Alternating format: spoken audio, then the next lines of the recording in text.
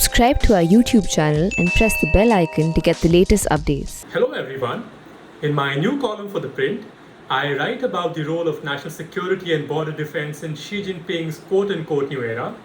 In this article, I present some new evidence to explain increased vigilance along the border in the Ali region. I also talk about the role border defense plays in the broader grand strategy that China has followed over the years, and how Xi Jinping is trying to give a new twist to the grand strategy. This article was written at the one-year anniversary of the Galwan clash in eastern Ladakh.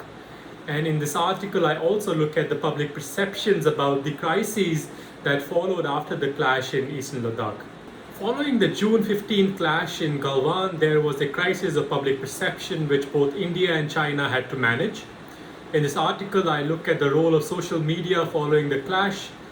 And what we have seen is since then, both China and India have been heavily involved in developing their own narratives on social media.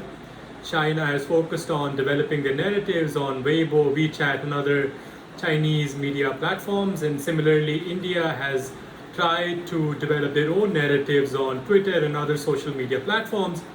Therefore, we've seen that there's a back and forth between India and China which goes on. And the social media dimension is important to follow because the leaders in both the countries have to react to the public perception. China had to control the narrative around how many soldiers that died in Galwan on that day. And similarly, India had to control the narrative around the land which China may have seized in the process.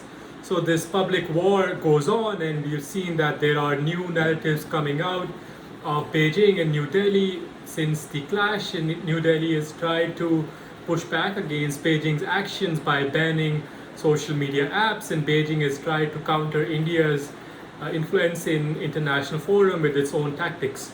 I believe we should match the rhetoric coming out of Beijing with the actions, and if we match the actions with the rhetoric that we've seen about border defense, sovereignty, we can get a better sense of China's actions in eastern Ladakh, which have been geared towards building posts and controlling land along the border with India.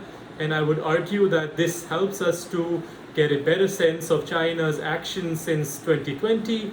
Therefore, we should look at China's broader grand strategy towards outside world in terms of growing influence in South China Sea and what China is doing in Eastern Ladakh. And I would say both these actions in Eastern Ladakh and what we've seen in South China Sea are very much connected. Like any other nationalist, Xi Jinping has hyped up the narrative of defending borders from foreign powers, and he has used Communist Party's own history to build that narrative over time.